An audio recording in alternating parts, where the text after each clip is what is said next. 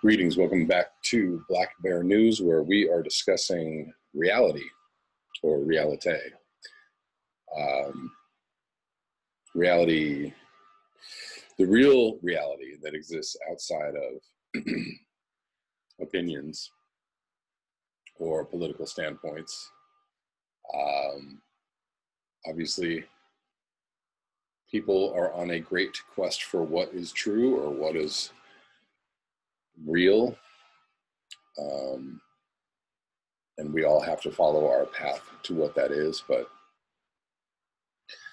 hopefully I am presenting reality or truth that is outside of myself. I have no, if I think that something is real or true, I don't have an egotistical or emotional stake in it other than the desire for the truth to be known. I can get very emotional about that, but the truth is what it is, irrespective of one's opinions or desires or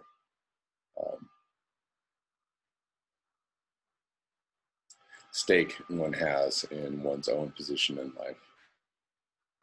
With that being said, I'm going to get into some articles. Thank you always for your comments, your discussion.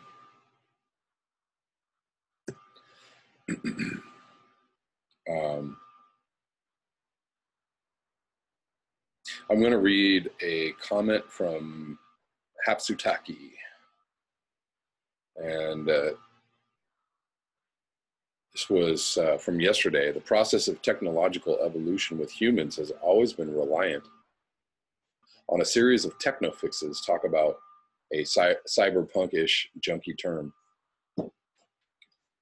One stacked after the other. Those are truly the doses of progress, all right. Having steered the entire human species this far, or to this point, or into this corner, how did you learn to walk? By falling on your ass enough times. All so-called progress is basically, and has always been, more or less a process of trial and error that manifests in all aspects between the micro and macrocosm surrounding us, and is seen manifesting on all possible timescales since time immemorial. On a human timescale, from hunter-gatherers to adaptation of agriculture, from i.e. learning to walk on a personal level all the way to societal structures on a grander scale. The thing is, at this point,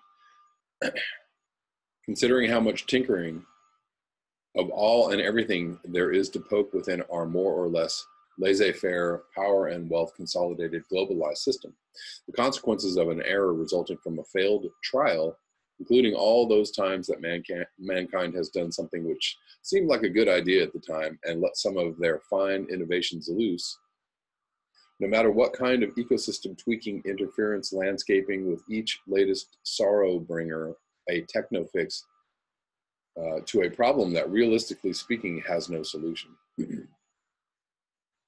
Technofix is to a problem that realistically speaking has no solution. In each case, all you need to tilt the table enough for the Titanic's deck band to stop playing. And at that point, thanks to the multiplying effects already at hand for quite some time, chaotic climate patterns and feedbacks, deforestation, habitat loss, loss of biodiversity, etc., a negative result from a failed trial might not, at this point, only show up as some isolated, localized, single failure that has no larger implications, but rather cause an escalating cascade of catastrophes having ripple effects all around the world. Talk about tipping points. More like not realizing that we've all fallen on our asses. Where's the learning curve in that? And well, that's globalization, all right, to be honest. Or what is the rational solution to a completely irrational system, I might ask. I personally coined a term for all of this years ago, and I named it butterfly effect. Pardon the lowbrow stance on the issue, but sometimes you just need to call a spade a spade. Thank you, Hatsutaki, for that comment.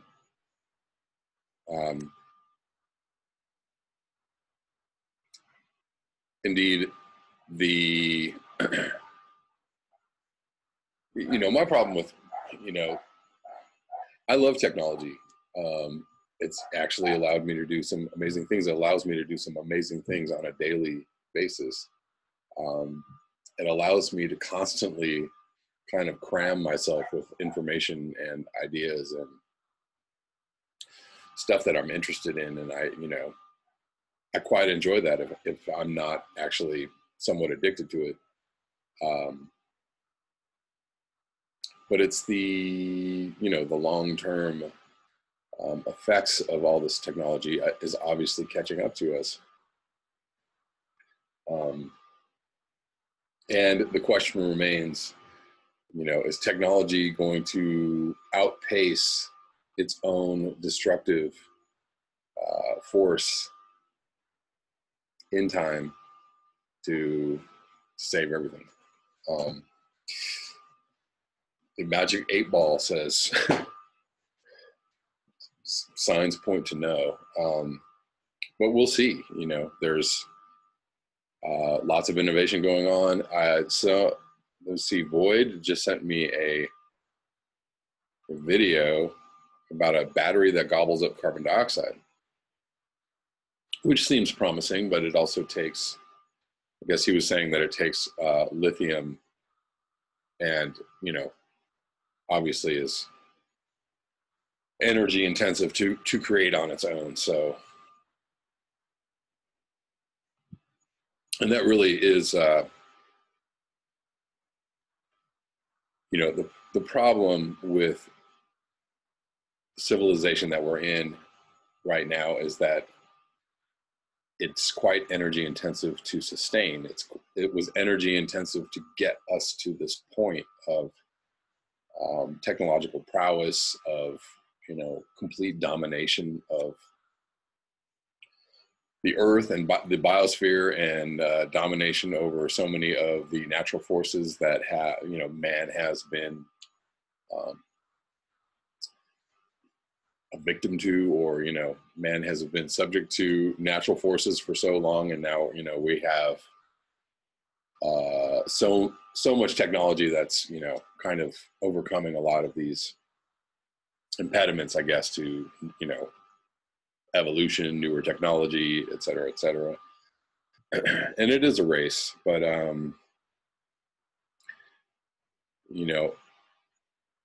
what's difficult is having a conversation with somebody about this that is, we are all invested in our own survival. We are all invested in the future in many, many ways. Financially, biologically, we have children, we have,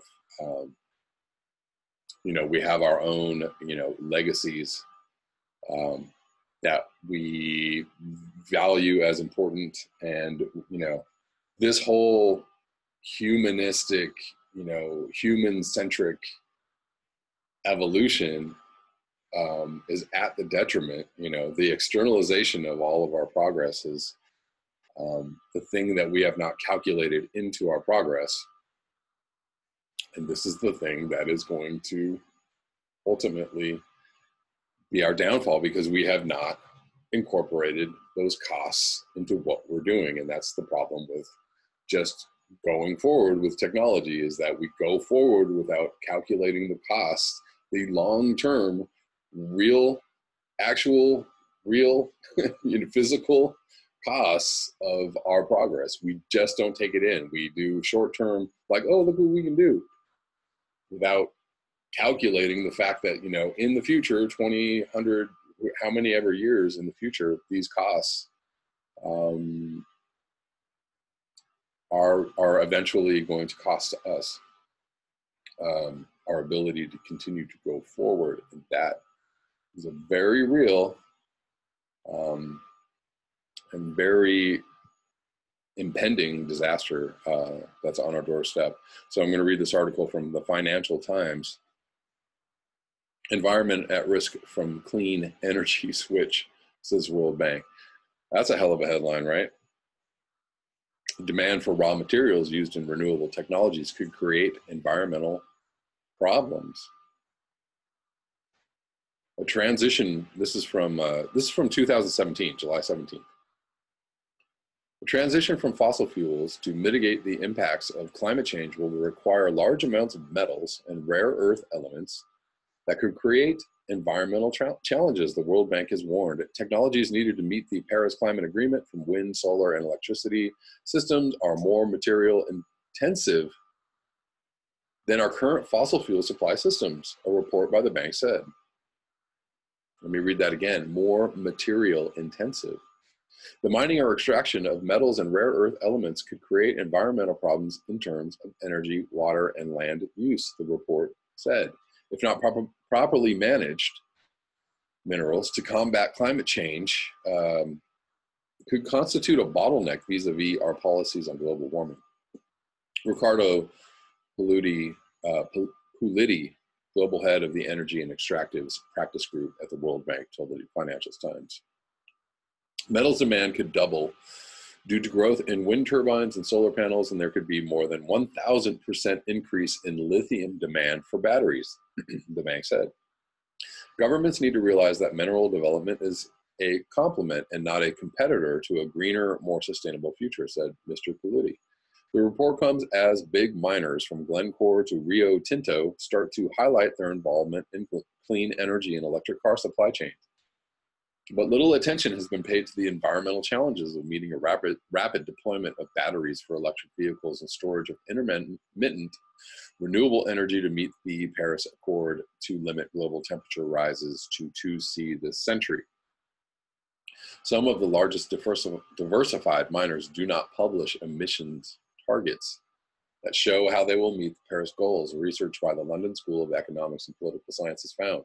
Simply put, a green technology future is materially intensive, and if not properly managed, could belie the efforts and policies of resource supplying countries to meet their objectives of meeting climate-related sustainable development goals, the bank said.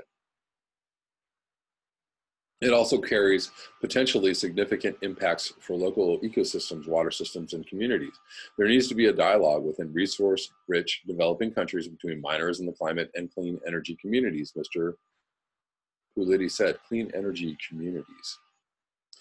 For too long, the dynamic between these groups has been predominated by polarization and characterizations that have turned out to be self-defeating, particularly when it comes to developing coherent climate and sustainable development policies, he said. Still, determining which exact metals will increase in demand depends on the choices of wind, solar, and battery technologies, the bank said. There are a variety of different battery technologies competing for grid storage projects, from lithium ion to so-called flow, that used different materials. Prices for cobalt and metal mining, along with copper and nickel, have jumped over the past year due to demand from batteries in electric vehicles. But even within lithium-ion batteries, there are varieties of technology, some of which do not use cobalt. The study looked at wind, solar, and batteries for energy storage using the International Energy Agency's forecast for rollout of renewable energy to meet the Paris pledges.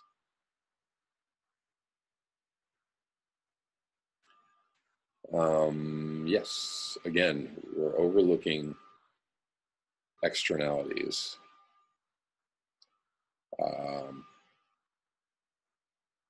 And the Paris Climate Agreement leaves out a lot of information, and not just the fact that the reporting is self-regulated, and there's already indicators that countries are not reporting correctly or truthfully. And I'm sure corporations aren't doing that either.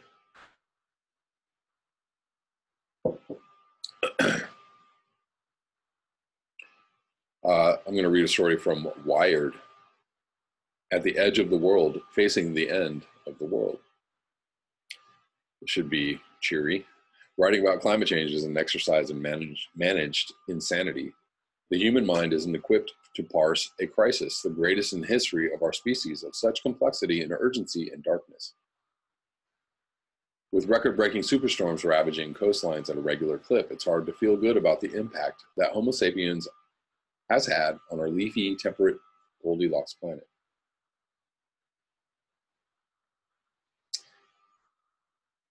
You might even go so far as to suggest that human species is a plague.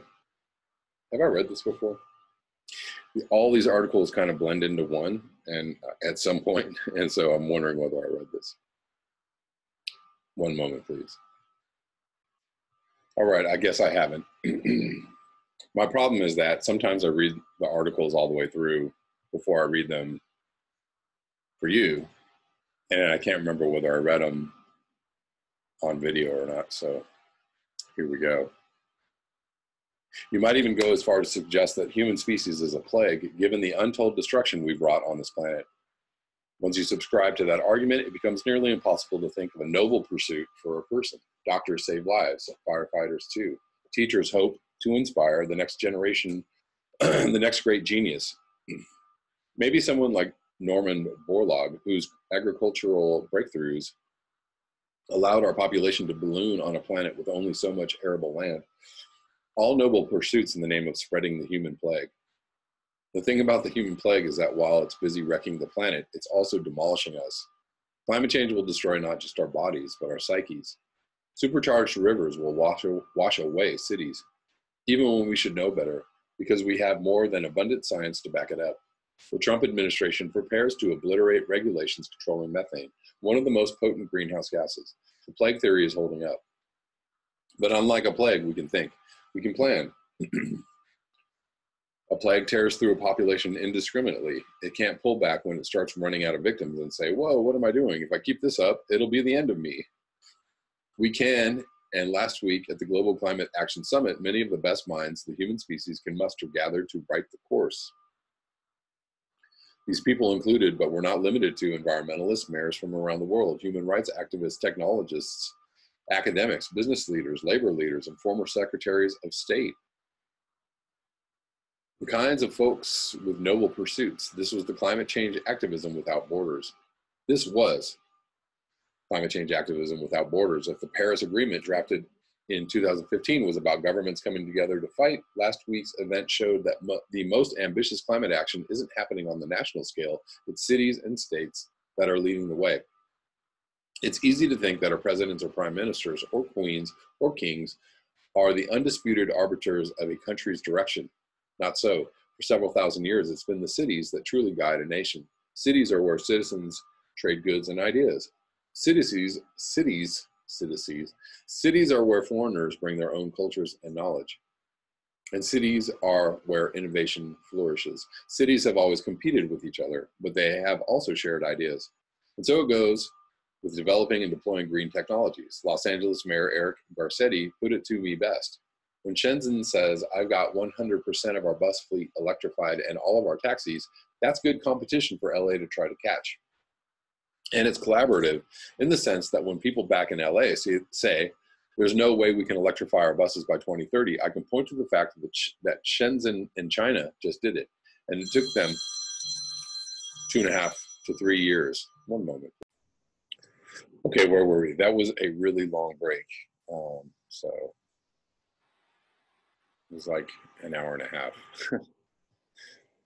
since I paused this video. So here we go. While environmentalists, or really anyone who cares about the future of Earth, have been getting bent out of shape about Trump, cities and states have been gaining tremendous ground in the battle against climate change. Last week, an organization called C40, essentially a climate change busting network of international metropolises, announced that 27 of its member cities had already peaked in their emissions and had come down at least 10% from that high. On the other side of the country, as I write this, Hurricane Florence is tearing the Carolinas to pieces, just days after the news broke that the Trump administration had transferred $10 million from FEMA to ICE. Bad enough in a world without climate change, but all the worse in a world where warmer waters are feeding stronger hurricanes. Scientists suspect Florence is no exception. And so the climate chasm between American cities and the federal government widens. That's instilled a sense of urgency in mayors who are already leading the way on mitigation. The president has galvanized that movement, not crippled it. While Trump's EPA does literally the opposite of protecting the environment, do keep in mind that a Republican, none other than Nixon, created the EPA. Cities are scrambling to deploy solar panels, electric bus fleets, and car charger networks. It's what the planet demands, but also what citizens demand. Constituents want clean air no matter what the EPA does. Al Gore got on stage Friday and said this, his voice crescendoing into a boom. We are seeing businesses lead the way. We're seeing investors lead the way. We're seeing cities and counties and all kinds of civic organizations leading the way. We must do it. We can do it. I'm convinced ever more, because of the success of this summit here in San Francisco, that we will do it. For anyone who doubts that we as human beings have the political will to meet our obligations that history is demanding of us, just remember that political will is itself a renewable resource. We're not only the plague, we're also the immune system, and we're fighting back. So that was quite hopeful, the end of that article. I want to think that we're doing that, I hope that we are. I think that we are making progress. We also need to realize that, progress financially equals environmental destruction. It's a very simple equation that the more the economy grows, the more things we produce and buy and manufacture, et cetera, and ship. All of that is destroying the environment. So that's the equation that we need to actually deal with. It's not just about carbon emissions. It's about, or not just, as evidenced by the previous article that I read right before this. So there you go. I'm going to also link a video that someone else dropped in the comment section called Global Dimming the Aerosol Masking Effect on Tim Bob's channel. I'm going to read one more article.